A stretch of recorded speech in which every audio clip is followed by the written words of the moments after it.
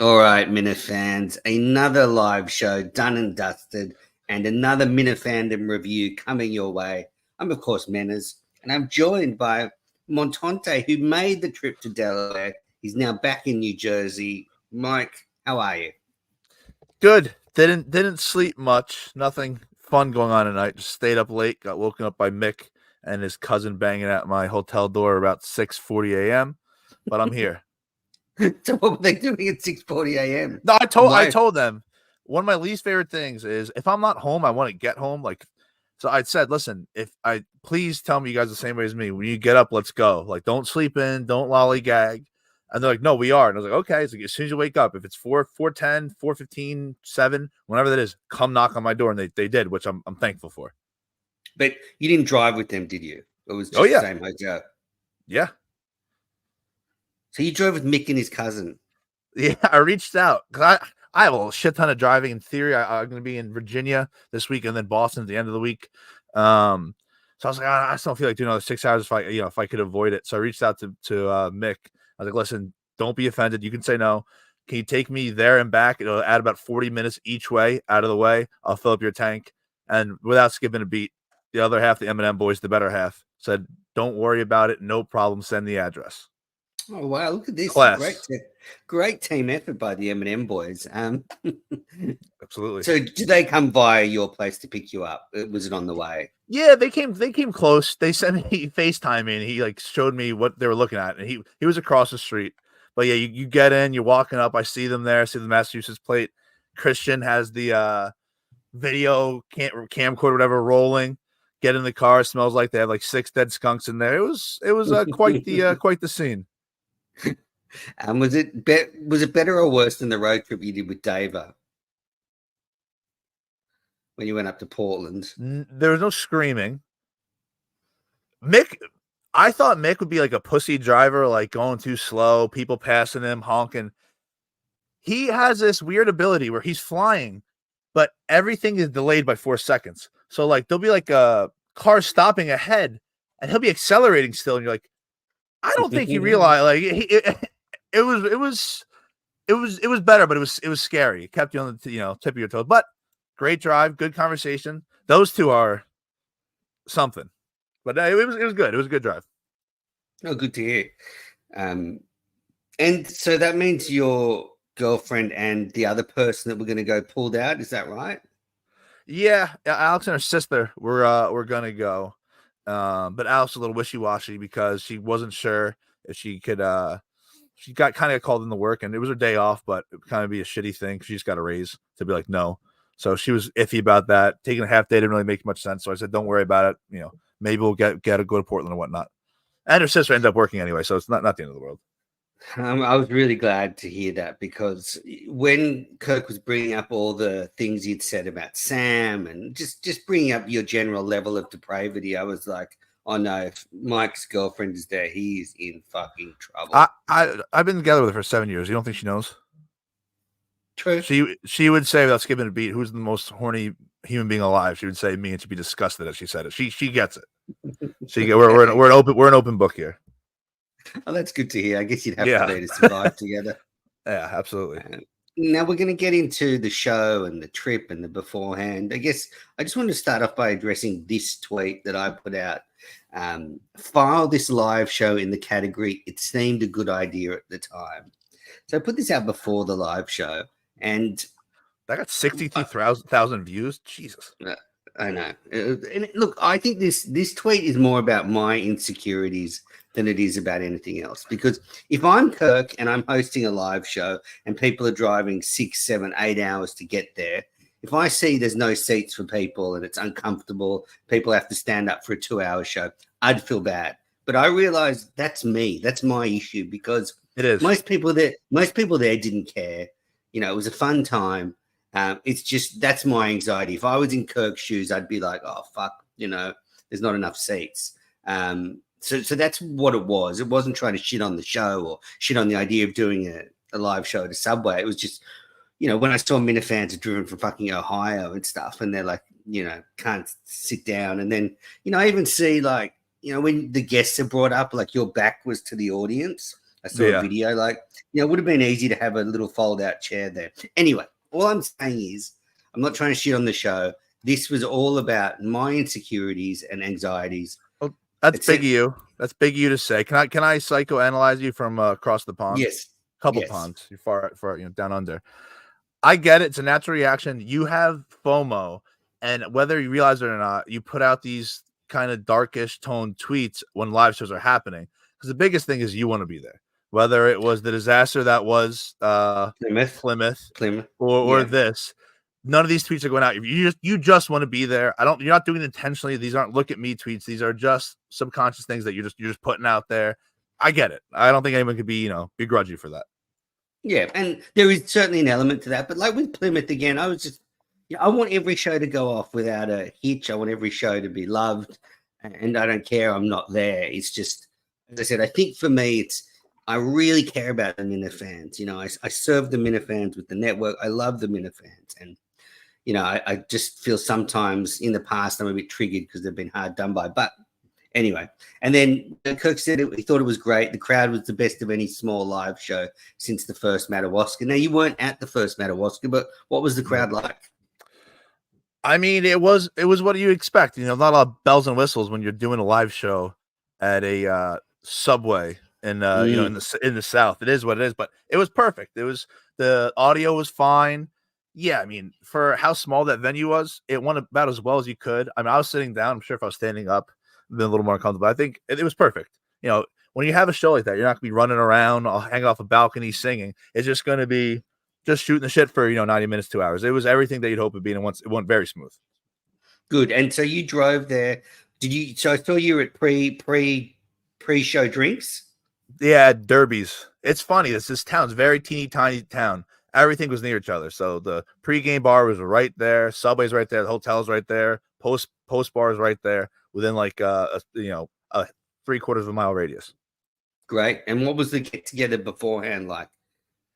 It was interesting. It was very, very small. So they had their normal probably 18 to 22 patrons, and then 20, 30 Minifans. Okay. The guy who stole the show. There's a 7-foot Minifan. I'm not even who is that? He's a 7-foot tall Minifan who just grew up in New Jersey, lives in Pennsylvania, loves the show. He knew everything. He was an encyclopedia. Kirk would be thinking out loud during the show, and I could hear him talking to himself, like saying it. He's probably the biggest Minifan out there. He knows fucking everything. Just loves the show and just happens to be 7 feet tall. Must be nice. He's certainly the biggest Minifan out there. Would you rather be 4'8" like you or 7 foot? I'm not 4'8". Well, I don't know. I've never been 7 foot. So that's too much. I'm really happy with my size in all aspects. I never think about things like that. But yeah, I saw him, and then I saw him next to Tara. Now, you probably don't remember Tara. I remember her. She was on one of the Minute Ladies, in the original Minute Ladies show. Oh, stop you, perv. Yeah, would. As soon as I saw her, I was like, "Isn't that who I think it is?" I didn't recognize her husband. I don't think her husband was ever a public figure, but I recognized her instantly. Yeah, that was so cool to see that. I thought she dropped off listening. She's not on Twitter anymore, but she must still be listening to the show. Yeah. No, it was a blast from the past to see her. Mama K. Off a good appearance, by the way. Yeah, we had a great chat. Yeah. Kirk's not going to like it, but it's not for him. But there was, I saw Kevin, Mama K, you, Mick, a lot of people I didn't know. Tara, Ocella was there for the first time. Okay. Yeah, it was a good bunch. What's he like? Of course. Ocella's really, really young, low 20s, from Jersey. Nice kid. Much more quiet in person than he's on. Online, he's a shit talker. In person, he's much more calm and subdued. But makes sense. And so there's a big pre-gaming at the bar. Was anyone sort of going hard, or was, apart from Tim Richards? No, everyone was relaxed. You know who could put them down is, and I get it, if you're dating Miss Nipples, I get it. You have to be probably fucked up Heather majority of the time. She was putting them down. She didn't get slobbering. She was fine. But yeah, she's putting down tall gin and tonics or something, and she was hammering them. But no one, there was no scenes. Yeah, I think her Although like to drink. I think someone tweeted out that someone threw up a Be a Man guy's car, so something must have happened. We probably Someone know who it threw is. up a Be a Man guy's car. Must have been Tim Richards. Who's to say? There was two notable road trips. So you did what I would do. I'm no way I'm driving back after that show. I'm going to a motel and going to bed. I wouldn't want to drive back, and I'm 3 hours away. People were driving No. back 7 hours. It's lunacy. It's you're hurting yourself at that point. Just fucking get a $70 hotel room. That's perfectly fine. Sleep 4 hours and go home. Get crazy. A lot of more people did that. You'd think it wasn't just Be a Man and Tim Ringles. There were multiple people that did that. Mama Kay and Kevin did, and apparently Mama Kay drove the whole night home because she didn't want to fall asleep. Which, if I'm the passenger, when she's saying I stay awake better if I'm driving, yeah, I'm like, now I don't want to fall asleep in the passenger seat. By the way, if those two got a room, I know they're both married. Something's happening.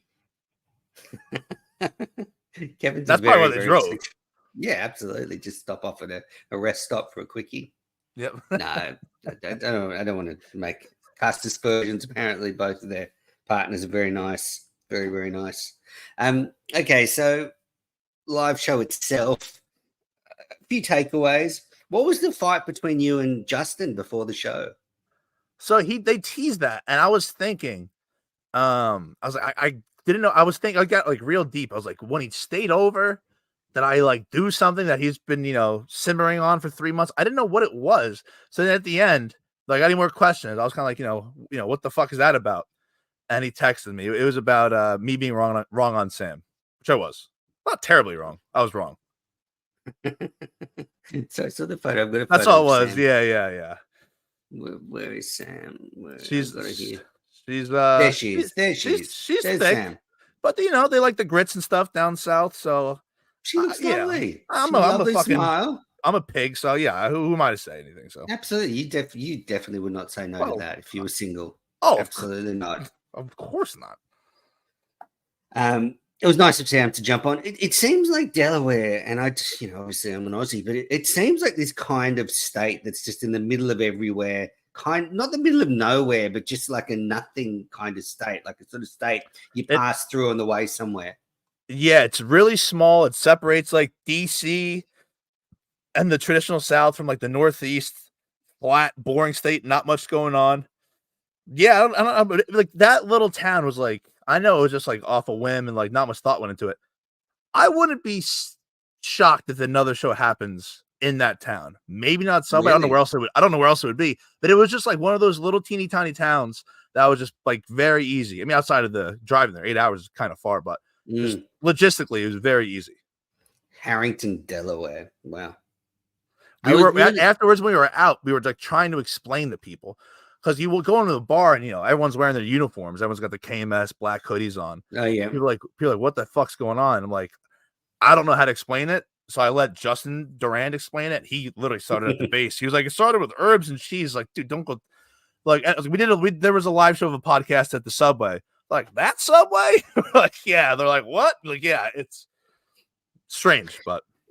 It's in the end, it's a great publicity stunt for Kirk to do a show in the Subway. That's what I've circled around, and I sort of think the idea sounds better than actually doing it. Like people crowded into a Subway and stuff like that, but it certainly worked. I mean, it was got a lot of publicity, and I was very, very happy that they decided to release the audio. Didn't know if the audience was too happy with that, but. I was very happy. No, I think everyone was completely fine. I mean, what's the downside, How did the audio come out? Well, look, I don't want to criticize Coleman and Justin too much, but they did a serviceable job. But I think if you're going to make half the show questions from the audience, maybe you want to have a mic that you can take around the audience. That is a good point. Yes. Seems easy too. That's fair. So you couldn't hear the questions whatsoever? No, you couldn't hear the questions. And, they've got these Rode wireless Goes. I've seen them use them. Like you can just have one of those and pass it around. Yeah. But look, they did a fine job. I think there was something, it was so weird. Colin didn't have anything at all prepared for the show. Like Justin had a few things. All Coleman wanted to talk about was Mama Kay and Kevin's car ride. It's all he had. It's all he had. I thought it was interesting when he was like, yeah, we'll save some of it for Monday. That is a nuts thing. Maybe it's just, you're saying something in the moment. You don't actually mean it. It's a weird thing to say. Like, what monster stories is he sitting on, So that was bizarre. Like, that was a bit like Cullinane. Like, just, I don't know. It seemed like Coleman got so obsessed with actually going there and setting up, he forgot about the actual show. And like, he's a young kid, and it was not a huge drama. But Kirk was after an hour, there was like, okay, let's take questions because they've got nothing else to talk about. Yeah, but like in a little intimate setting like that, I think that was always going to be a big portion of the show. I think I don't want to jump the gun here, but I just want to say this is by far Blind Mike's best ever, from what I've seen, live show performance, because that's right up his alley. Not a big stage, it's just sitting there shooting the shit with someone that you've worked with forever. So great Blind Mike performance, and Harry assisting. Yeah, Harry was fine. What do you mean? That's something. Yeah. No, I like Harry. He's getting older, so he's getting more listenable, and I did like him taking shots at the rundown. So they had the Harry audio, they had the Jerry Callahan audio, and that was painful to listen to. Montante, like, just if your voice is that bad, there is actually a physical thing. You, as a great podcaster yourself, you probably know this, but there is actually a physical reaction to bad sound that is subconscious. Like, you can't, like, it's grating. Like, I like Jerry, but I just could not listen to that. It makes you squirm. So I've been hearing, kind of through the grapevines, like updates, his getting his 5th shot of whatever in his throat. Hopefully this is the one that takes. So when I heard he was coming back, I was really intrigued to see, is he forcing it? Is he perfect? And when I started the pod, I was like, all right, it's okay. But then I would skip ahead like 10 minutes, 15 minutes. And by the end, man, he was that's tough. That sucks. And apparently when he was at his worst, there was like, weeks upon weeks where he literally, you ever seen a cat that like is trying to meow, but nothing comes out? Yeah. Apparently it was like that. Like, he literally, if someone was happy, he couldn't really scream for help. Like, I don't know. That's tough. That's fucking tough. But yeah, it was, weird to hear. Yeah. Do you actually believe Kirk when he says that was the first time he heard that? Yeah, I do. Yeah, I do as well. If it was something on the network, he would have listened to it already. But I think he saw that it came out and was like, all right, I'll wait. I'll actually wait genuinely to listen to this for the first time in Subway. And also, unless you're really into sort of that right-wing lunacy stuff like you are, then there's no reason to listen to the Jerry Callahan show. Like, I haven't listened to, I can't remember the last time I listened to it. Maybe 2 years, 3 years ago. It's just not for me. It's probably not for Kirk content-wise. It was a bit slack, though, that Jerry didn't really reach out and just say, hey, thanks for covering for me. Or I'm getting heat for that. Like, I'm the bad guy. Well, like, why wouldn't he reach out to you? Like, it's the nice thing to do. Like, if someone filled in for anybody at work because someone's sick, you'd reach out. I filled in for fucking 15 shows, kept the ads going, so I didn't make a fucking dime off it. All I want is a sympathy text saying thank you. You don't even have to mean it. You can be motherfucking me as you type the words thank you. Got nothing.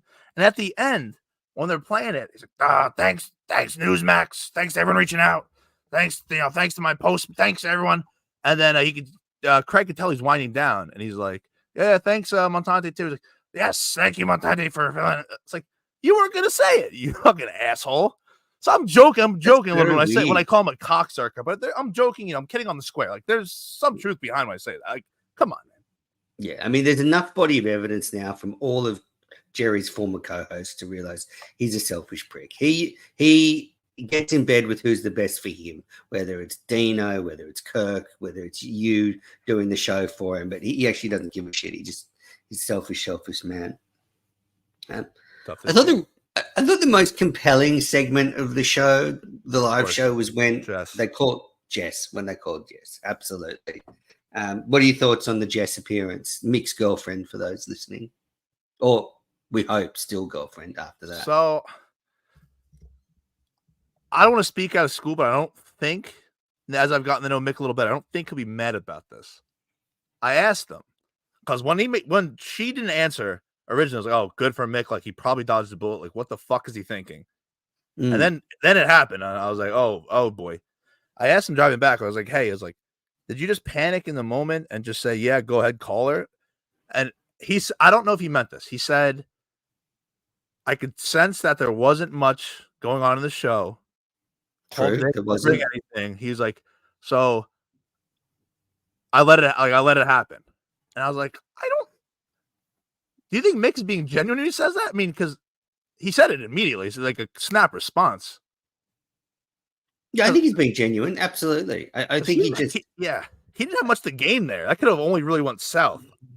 No, but let's face it. Mick loves the attention. He loves, doing these bits. I mean, I think I think you get in that moment, like when Cheeks called the mother or something, that you're on the show, there's the adrenaline, and maybe afterwards you have some regrets. But you're right. Yeah. The best result was Mick was, oh yes, let's call, and then her not picking up. So he's done everything right, but she just hasn't picked up. Yeah, but then when the Justin text was very funny. Mick had a line that made me squirm. I was like, why did he just? When they're like, yeah, we're two different people, and Mick goes, yeah, I'm American. I was like, my goodness, Mick, Jesus Christ, keep that one in the hole. That was so weird. It was funny though. He was just trying to make Kirk laugh. It was jarring. Yeah, I don't even think Kirk heard it, but no, good for you, Mickey's an interesting character. She speaking of sexy voices with Sam, Jess kind of had a sexy voice, and I know we got in trouble 2-3 years ago speaking about her. You go back and listen to the tape. I've seen her. She's hot, with all due respect. Yeah. So the voice this time it actually checks out. I'm now 1 for 2 with that in regards to Sam. But yeah, Mickey's got a good thing going there. He knows it. But yeah, he's just kind of in limbo. So we'll see. She's definitely the one who calls the shots in that relationship for definitely good reason. And it came out that she didn't actually bake that cake that was all the hubbub. She just bought it from the Stop and Shop and gave it to him. And then which is confusing because didn't the cake say like congrats on the 50th, or was that in the caption? God, now you're testing me. I don't know if it had it. Could you imagine reaching out to Shop and Stop and be like, hey, could you like put a congratulations on your 50th podcast? Like, I'd be like, what the fuck? Some guy's making minimum wage to do that? Yeah, I think so. I mean, that did seem like a revelation, but he jumped out ahead of it and said that VD uncovered this 3 years ago. So I don't know. Who knows? That was funny. It was news to me. But that was a good call. I mean, she was like, you got to get your shit together, which I agree with. Like, they're getting to 30. They're on the, they're not 25 anymore. They're coming up to 30. Her biological clock is ticking. And if you're a young, pretty girl like her, you don't want to just be with some guy like Mick until you're 30 and then he dumps you. Like you want, or you have to dump him. Coming back from that. No. So I'm on board with Jess. He should definitely, if he wants to settle down with her, then he should do it soon.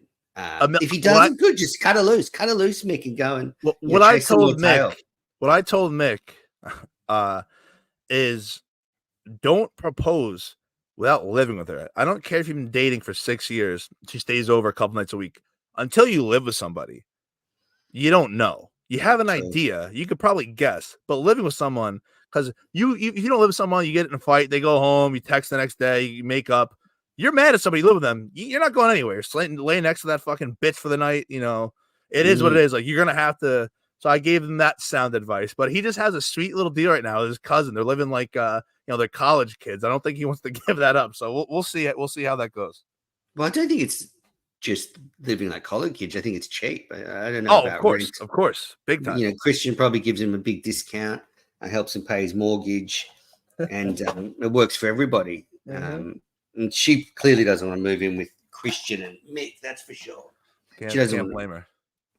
And so I thought that was a highlight. And then when she was saying she's got a secret about Mick, I think we were all hoping it to be something way more embarrassing than what we got. Dick, yeah, or just something weird sexually, like he. Yeah, that was a big letdown. What was it again? Actually, it's I forget. Tippy toes. He walks. Oh yeah. But that's kind of funny though, because like she might be his height or a bit taller, and therefore he he walks around with his tippy toes. That's kind of sad too, in a Mhm. different way. Yes, it is. But everyone, yeah, the build up was perfect and kind of fell flat. But no, that is funny and very, very on brand for Mick.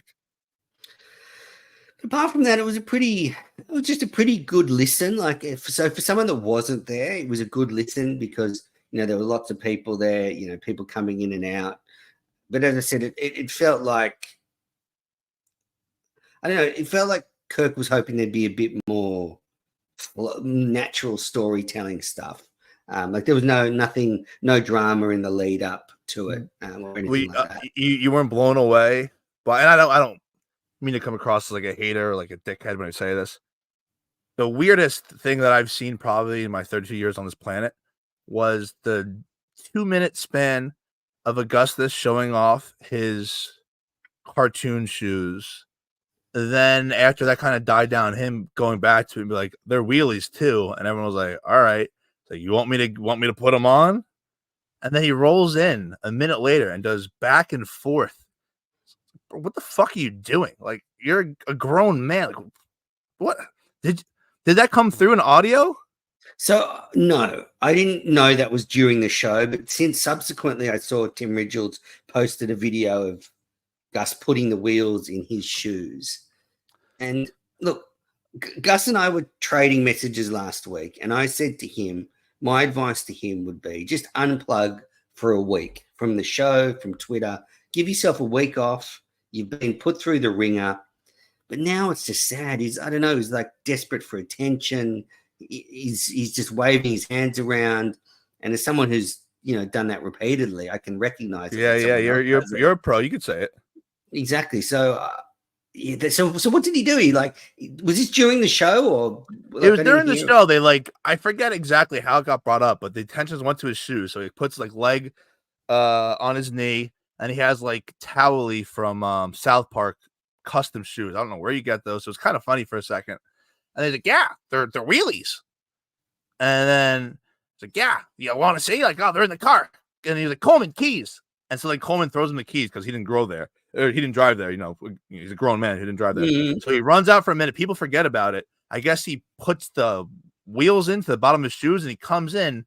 And it's like, is he still committed to this? Because by then, the show kind of drifted away. And like I said, he will rolled 8 feet this way to kind of no applause and then 8 feet back the other way. It was just one of the biggest reasons he got, let go was, kind of everything when it came down to it was about Gus. And then a week later after getting let go, he still comes in and kind of makes it. It was really bizarre. I just remember being like, what the fuck is this? I don't have my shit together. I'm a disaster. But I'm like, what? This guy's got to get the fuck together. He's got wheels on his shoes, not on his car. Figure something out. Yeah, okay. So that makes sense. I did hear Kirk a couple of times saying, Gus, you're an idiot or something. Yeah. So that's probably what it was. Did you have any other weird? Go on. No. How much would you have? So if just say, I know. Well, I want to say OnlyFans, the only example. What is it? What can you put stuff behind a paywall Patreon? If this show came out on KMS Patreon, what would the cutoff amount be? Where you're like, maybe I don't want to watch this. $19.99. Would you listen or watch the show? So let's get this straight. So we're listening to the audio podcast on the same delay, time. The same the video. The same time just the audio file. Same time that got released. Yeah. As the normal podcast. What is the number? We're like, maybe I'll pass. $1.99, $2.99. No, I mean $3. You're thinking about for $3? Yeah, it was to me most of the shows in studio last week were better. But just the live show, the intrigue. You're paying probably $10 for that. I think. I'd pay $10 because I'm an idiot. But I think it should be. There you go. But I think it should be priced about. If you were making people pay for the audio of that show, considering most of the audio you couldn't hear from the audience and stuff, I would be charging a couple of bucks. Yeah, no, I'm just curious to see your what amount you'd go to in order to do that. But if they did a live pay-per-view of it, I'd pay for that. That would be fun. Maybe $10 again, the same as they did at Socko.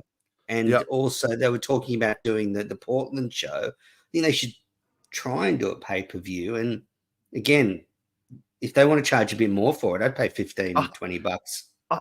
Well, he said he was like kind of, I could be misremembering it, but I think he said something along the lines of he doesn't want to do, the one drawback would be pay-per-view for that would be like people are paying to go there, so it's kind of cheap to them to then put on a pay-per-view. If you feel that way, if the average ticket's $50, I know you're gonna be like, what the fuck are you saying? Make the pay-per-view $50.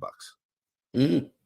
Yeah. Like, listen, you don't have to buy it, like if you think it's too much to pay, maybe it is, don't buy it. But if that is your one concern about the people being there, okay, well, like people at home are paying the same amount and you're actually there, because if you do make it cheap, it is kind of a slight advantage to the person watching at home on their couch. Yeah, because I think it's probably better. I mean, I'm just sort of workshopping this on the fly, but in my sense, it's probably better to do pay-per-view for the smaller shows like the Subway. They want to go on tour this year and do some of those little towns. They, to me, are perfect pay-per-views because it's like normal show. Everyone's kind of seated. It wouldn't take too much to get a decent stream going. Whereas they were saying, which is true, that the Portland show, I mean, you're going to need multi-cameras to do a decent job. And the pay-per-view could be quite expensive just to set it up with, a full team. I'd obviously love them to do it because I can't get there. And Kirk seems a bit surprised that being on Easter's curtailed the ticket sales. But the way I think about it, it's not that I think, and I know you Americans, a lot of you are wacko religious, but it's not that it's the holy holiday. It's the fact that it's a long weekend with kids off and families. And, if you're so most of them are fan of men. I can tell you actually, when I go into the analytics on Spotify from the KMS network feed, it's 98%. I think it's 97% men, 97.5% men, and then 2.5% women. So 97.5%, it's a hard conversation to tell your wife or your partner and say you got kids, hey, it's a long weekend. I'm jetting off to Portland to see KMS live. That's a hard conversation to have without it being a holiday weekend. Yes, exactly. So when you add in Easter Sunday. They definitely hit the nail on the head where Colleen was just looking at it half-assed. One of the days where he got there 5 hours before the show started, had nothing to do. He's like, oh, this weekend seems to be a little cheaper. That's a deal. And just booked it. They pretty much said as much last night. It is a bit of a pain. You just mentioned something about the analytics with the KMS network. I'm hearing rumors. I'm not going to say who told me them. You won't get me to say it. People are worried about you promoting and keeping your content, whether it's Minifandom, Tiny CEO, on top of the search when you look up the network. Are you manually doing that, or is that just coincidence? I'm not that conceited, unfortunately. Okay. Listen, I won't say who told me that. Who thought that? I won't. No, Mike and the Minifans is the top past live. David does hate you though. Oof. Yeah, no, I haven't done any of that. He just gets upset because they did a Quantum Kirk last week, and then I released the Minifandom on the same night. They're very selfish, very, very selfish people. I fear I had liked it for a while that you guys were kind of hating each other, and I could sit back and watch. I think we're actually at the point now where it's the point of no return for David. I think he legitimately hates you.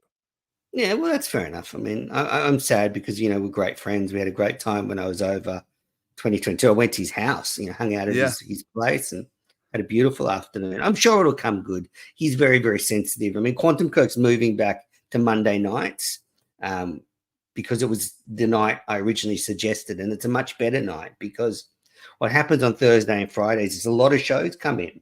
A lot of Robbie V, Big Dog when it's on. Reloaded. A lot of stuff comes in at the end. When are we getting Robbie V in studio? I mean, enough already. Get Robbie V in. What do we got to do? What do you think about Mama Kay in studio?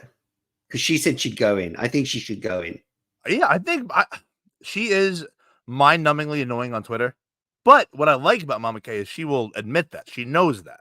She knows the show. As you know, she's she's done it forever. She's a veteran of the apparently of the radio business. Yeah, I think she would be top 10% third chairs. I think she'd be naturally great. She knows the show. She has a good sense of humor. Yeah, I think it's a no-brainer. She's very good to talk to. We had a really good conversation. Interesting. And you could bust their balls too, and she won't be offended. I think she'd be great to go in there. Yeah, and no doubt 20 years ago she was a smoke show. Oh, listen, I saw her last night. She still got it. Okay. Yes, and she's still a smoke show. But I'm saying, no doubt, 20 years ago you'd be chasing her around. Anyway, let's That would just have go. been 12. That would have been a bit much, but yeah, I get what you're saying. Yeah. All right. So let's go through a couple of photos. This is David in Maryland. Yeah. Did you meet Dave? Yeah, he's fucking. Maybe Kirk's taller than I thought. Yeah, I thought he was like at least 6'3", 6'4". Yeah, he was a nice guy. Him and his wife. He went there with his wife, which is a bold move, but good on him. There's Blind Mike. I think this is a Mama K photo. Blind Mike. Blind Mike, Joe in the corner. We got my boy Mongo in the back. John Stewart. Oh, how was Joe and Dante? Were they hitting up people for their motel? No, they're. I did see him pulling straws for something. I don't know what that was about. No, they're the best. Yeah, it was Joe wasn't given any love from Kirk on the show, which was strange because I would have thought the COO of the network would have been at least mentioned. But anyway, this is Mama K photo pre-drinks. I mean, I don't know if Mama K's put on like a fat lens to make everyone look fatter. I'm somehow the third fattest person in this photo. That's remarkable. You are not that fat, or maybe you are. I haven't seen you in a while. I think I'm cross-eyed here too, which is not great. And then we've got that's the two producers at work. Coleman thinking, "Oh, I didn't get any content." People are saying, I don't know if this is real, and if people are saying Coleman was high as a kite. I didn't pick up on that. I'm not a big weed guy, so maybe if you're a weed guy, you could pick up on it, but I didn't pick up on that at all. But it would kind of make sense why you'd not have much. Kind of. I can't imagine Coleman. Yeah, neither can I. But people were saying. I think if anything, I mean, it's his first live show as producer. He's probably very nervous. Yeah, he's probably excited because he got everyone coming up to him, giving him hugs and stuff. So this is a mixed view from and you can say, look, in the end, as I said, not a very comfortable viewing experience for the Minna fans, but no one seemed to complain apart from me, as usual. But you can see there, like, you could probably fit 15 people there comfortably at most. And all it would have taken, actually, if they'd just hired or bought, 15 fold-away chairs, you could put fold-away chairs on around a bit and you could have done a much better show. But I think this is as good as you could do for a fucking little teeny high. I think that adds to it. I'm glad that I was sitting down. By the way, so to the far right here, there's three gentlemen. So the first and the Dante. third, right? Yeah. Middleman's Ocella. Okay, there you go. There you go. White Caucasian male, believe it or not. Surprising. What's this? That's Sam again. This is a Minna fan trying to promote his business. No, that's not what that is. Mr. Ice is Elio, Dave Portnoy's best friend. He does a thing, I'm pretty sure, Mr. Ice, where he does hockey overs. I'm 95% sure that's what that is. Yeah. So that's Elio. He was there. No, that's Elio's brand that he's wearing, the Mr. Ice thing. Look how uncomfortable Kirk is. Like, seeing Kirk in the wild, like, I like people watching like airports. There's some good spots. Kirk anywhere around people is just that is the most uncomfortable man I've ever seen in my life in this photo. What is he doing with his hand? You want to be uncomfortable? I don't know. He's just trying not to touch that guy. And you want to see uncomfortable? Look at this weirdo Tim and Canton doing a shot of. So that's the 7-foot guy. Yeah. It would have been better if actually he'd done them the other way, so Coleman's camera was facing. Well, he hasn't been the same since the heart attack. We know that. So good. I still laugh at that. I wish I met that tall guy. I don't. Was he at the Wilbur? He was at. I'm 95% sure that he was at the producer reveal. Okay. In Saco. Yeah. Yeah. I'm just leaving this image up here for Coleman because Coleman's really leaning into this gay thing, huh? Yeah. And that's Gig did a lovely tribute picture to the show. Yes. Did you get some food there? No. Listen, good event. Subway. Come on. I like Subway. I don't mind it at all. I even got the Justin once recently. But the key No, you didn't, because you don't get it verbatim. If you don't get it verbatim, yeah, that's true. But I didn't get the jalapenos. So you didn't get the Justin. You got a weird knockoff version. Justin minus jalapenos, which did work. It worked much better. Great. So after the show, you guys just went to a bar, had a few drinks. Was that the plan? Yeah, the bar we went to was definitely like a local spot. It seemed small on the outside. You go in, there's like pool tables and shit. The the bartender working, you, she was very good looking, but you'd be terrified of her because she had face tattoos and she's wearing this really short, skimpy top, no bra, so the nips are out. Belly button, she has a tattoo. It's in interesting cursive. It says 13, which is a El Salvadorian street gang. Like Nips. I look at Nips and I'm like, just to be clear here, we definitely would, but we're more scared of her than attracted to her. He's like, oh, definitely, like, and Nipples, even like, that's gang affiliation. So it was a weirder scene. If you're gonna get in a bar fight with gang members, Minifans are not probably the people I want around me. But nothing absurd happened. But it was a very, very good night, and one as good as it could for a small event like that. Oh, great. Well, it sounds like everyone had a great time. Show was good. No one did anything silly. And it ended with, Justin and Blind Mike going to bed together and Coleman eating a Subway late at night and putting up the show. So yeah, it's fun stuff.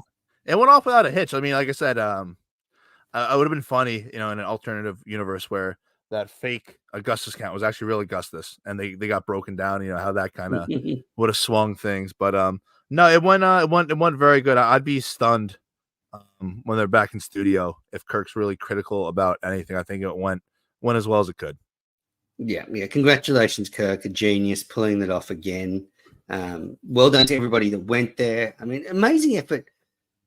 Joe and Dante drove from Ohio to that show. It's not as far as your geography may be a little. People are like Mick from the Cape is 8 hours. Coming from Ohio was 10. So both are far as shit. It's not as far as I thought either. I thought it'd be way further. Yeah. Harrington, Delaware. The big takeaway, not to go back to something I said a while back. Yeah, it says 8 hours in the car, 525 miles. I'm fully vindicated in that part of Delaware being the South. Really? A million percent. I couldn't help myself. I asked everybody. You must have loved it. I was like, hey, like I bring people over like witness. I'm like, hey, like, are you from the area? Yeah. I'm like, is this part of Delaware the South? And everyone would say verbatim, absolutely. This is the slower lower. I don't know what that means. I like it. I can't explain what it means. But everyone said that like this part of Delaware is the South. 100%. People had accents. The one thing that was a little tough in my argument, there's snow on the ground. But yeah, so vindicated on that. Not that anyone cares, but I am. Well, good stuff. Well, Montante, thanks for joining me to review the Delaware show. From what I listened to, it's a B+ show. Great stuff. So yeah, what do you like give it was B+ is fair. It's everything that you can't hit a grand slam with that. It's just there's no huge fuck ups. Everyone had a good time. There's no fucking crazy drama. Yeah, every once in a while, be a man guy would be talking to someone a little loud to kind of divert everyone's attention, but it's okay. Nothing crazy happened. It was a good show. That went as well as you thought it would, and it was a good night, great night, even for selfish reasons. Got to watch the 4:00 football game, saw the show, kind of checked the phone every once in a while, left. The show ended at halftime of the late game. It was a great Saturday night. Oh, fantastic. It worked well for you gambling, and it was a great show. Absolutely. I lost every bet I made, but it was a great show. Good. Well, I'm going to go now and keep an eye on the Detroit Lions v. the Bucks because I took Robbie V's lock of the week of the Lions -6, and they're now up by 7, so that's looking good. Beautiful. Montante, well, thanks for joining me. Enjoy the rest of the football. I think Bills Chiefs for you next. I'm going to air this on the network shortly. Thanks, everybody, for watching. And the Minifans that went to that show in Harrington, just fucking good on you. Fucking good on you. I wish I was there with you. And well done, Kirk, Justin, Coleman,